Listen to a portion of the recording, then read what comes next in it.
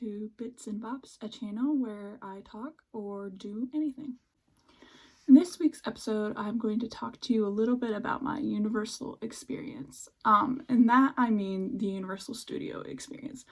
A lot of you reached out to me and asked what I did while I was at Universal Studios early in January. So I'm just gonna be explaining a little bit more about where I went, what I did. I unfortunately only went 2 days to Universal. I had to come home to start my training, so I was only there for 2 days. But basically what I did was the first day we went to Harry Potter Studios. That's funny. Harry Potter World, not Harry Potter Studios. So that was really, really cool because that was the main attraction I was there for. Right outside the entrance was a night bus and an actor who was acting and interacting with the head that was in the night bus. So that was pretty cool. You went in through the bricks, and the bricks, when you went through them, it triggered the sound to sound like it was the bricks were opening up. And then you went into Diagon Alley, which was really, really cool. There was Gringotts Bank, there was just a ton of stuff to do and see. The first stop I made was I purchased a wand from Ollivanders. The reason I did that was the wand that I got interacted with a bunch of the attractions there at Harry Potter World. I will go grab it real quick. I will be right back. Okay, this is the wand I ended up getting just because it was the most aesthetically pleasing to look at. There were a ton of wands to look at, almost every character from the movie, even some from Fantastic Beasts and Where to Find Them. There were a ton of characters. But yeah, I chose Hermione Granger's wand. As you can see right here at the very tip of the wand is a little black circle thing. But in Universal Studios, if you stood in some places and pointed the wand and said a spell, the interaction would light up and do cool things and stuff. To be honest, it was a little finicky for me. Some attractions, I waved my wand and said the words and it worked instantly, and then others I had to do it 20 times for it to work, but it was really cool. So yeah, I got a wand. That was one of the first things that I did.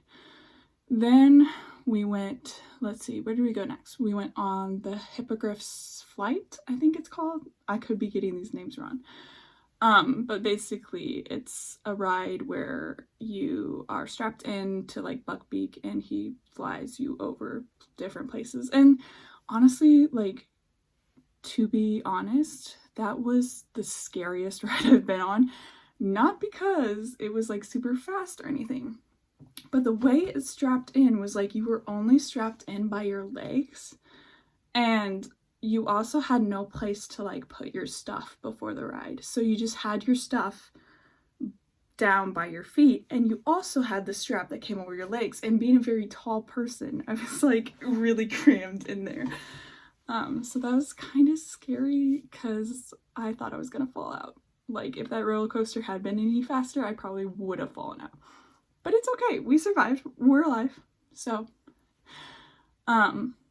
what was funny too, while we were waiting in line for that ride, it wasn't very long wait. It was maybe 45 minutes. There were certain audio cues that would play over and over again, and we heard them so much we ended up repeating back the audio cue. So as soon as the audio cue would start, we would say it along with it. It was really funny. But that's what you do when you're in line and you're bored and you got nothing else to do. You memorize the audio cues. Let's see. I'm trying to remember what else we did that day. We went to the Leaky Cauldron, got some food. That was very, very good. Definitely recommend trying the butterbeer if you end up going to Universal Studios at any point in your life. The butterbeer is phenomenal. It does taste like cream soda, just with a little spice, is how I would describe it. It was really good. I had hot, I had cold, and I had regular. And all of them were good. I feel the cold butterbeer would have been better if I was there in the summer, and it was like 50s and 60s when I was there, and so I was like drinking cold butter beer while it's cold. I was like, no, I'm just a very cold person by nature. Like, I get cold very easily, so I was like shivering the entire time when I was drinking that one. So the one that had to be my favorite was a hot butter beer, because it like warmed me up, and like I was great. But I would say if I was there in the summertime, the cold butter beer would have been much more enjoyable. Yeah, so we went to Harry Potter World. The second day we kind of like, oh, I forgot. So we also rode the Hogwarts Express, which was really, really cool. It had like little visuals on the side. And you got to see like different things happening, and that was really cool. Then you arrived in Hogsmeade, and there was like more attractions and more stuff to see. And there was the castle, which like didn't think it was like that big, but apparently I like looked it up, and it's like 75 to 85% on scale. So I was a little shocked at that. I was like, huh, I thought it would be bigger, but that's just me. Yeah, so let's see. We didn't go into the castle the first day because the ride that was in the castle, the Forbidden Journey, was like a 2.5 hour wait when we were there. And we were like, let's come back a different day and do that. So we came back the second day. We still came back to Harry Potter World. We went on we went on Gringotts first, which was a really fun ride, really enjoyable. But the Forbidden Journey was the most fun I've had on a ride. And probably like my most favorite ride at Universal Studios, because you just got like all these interactive things, and I was like super duper impressed with the way that it used technology and stuff. Like, I honestly, like, before I went to Universal was like, oh, like it's just gonna be like low key, it won't be. No. This was like very intricately designed and very impressive. While you were waiting in line, you went like through the castle and saw like portraits moving, and like different characters like would interact, and like doors would open and things. It was wild. I was just so impressed. And then you got on the actual ride, and they had so many like models, and like basically you wore glasses, so you're kind of like looking at a screen, but they also had like models and stuff, so you felt like you were like actually in the scene. It was really cool. That one was definitely my favorite ride. And then we also did, let's see, we did Transformers while we were there, which was really fun. That was probably my, no, I don't know, that was my third favorite. We also, I convinced my family to go on the Amazing Spider-Man ride because I'm a big Spider-Man girly. So I was like, guys, we need to go on this ride, please. And we did, and it was lots of fun. That was probably my second favorite ride, because it was just like, ooh, it wasn't like, I'm trying to think of the right words to say. It wasn't like the current Spider-Man. It was the really old cartoon version, because Universal technically has lost some of its rights due to Marvel taking over Spider-Man.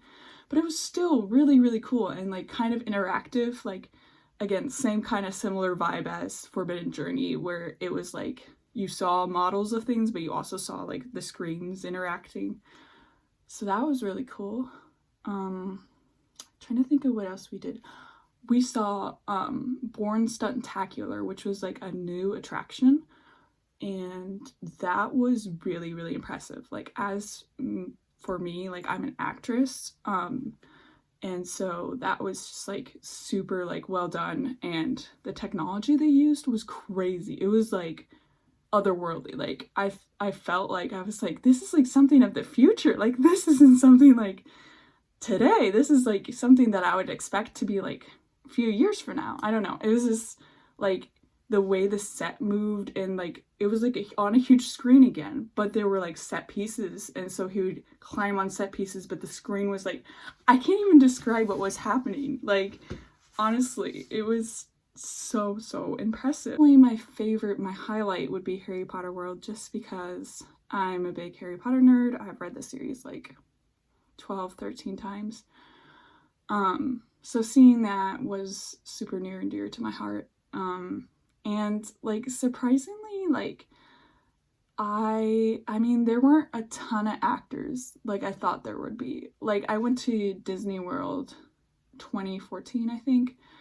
And the amount of actors I saw at Disney World were like greater. There were a lot more like characters that you could interact with. Right? Universal, I mean, there were some like that would come on stage and act for you. Like we saw Frog Choir, we saw these three wizards telling the tale of the three brothers, which was really cool and probably my favorite performance of all the performances I saw. But yeah, anyway, it was just like there weren't that many like wizards. Like I think I saw maybe one or two people dressed up and acting. Like I wasn't like I was let down or anything, but I was just like, oh, I thought there would be like more people to interact with. I don't know, that's just me. Going back to something I said earlier is that the Deathly Hallows performance by the three wizards, that was the most impressive performance I saw. Like that one had me convinced as an actress. Like I know when people are acting, and it's hard for me to like get drawn into things sometimes because I'm like, oh, this is just acting, this isn't real, especially if it's like a live performance, unfortunately. But the Tale of the Three Brothers was the most convincing. Like they had like puppets that they were doing, and it was just really, really impressive. Like the acting that they put on and the way they puppeteered, it was really cool. So that had to be like my favorite performance. My favorite ride, like I said, Forbidden Journey. That is kind of it. That's my experience. Definitely would recommend going. I don't know how it differs to the one in California, if California has bigger. We went to the one in Florida, so I don't really know the difference, but it's really cool for me to see like other people putting their crafts to good use. And yeah, that's kind of it. That's my journey. If you have questions, feel free to comment below, and I will see you all in the next episode.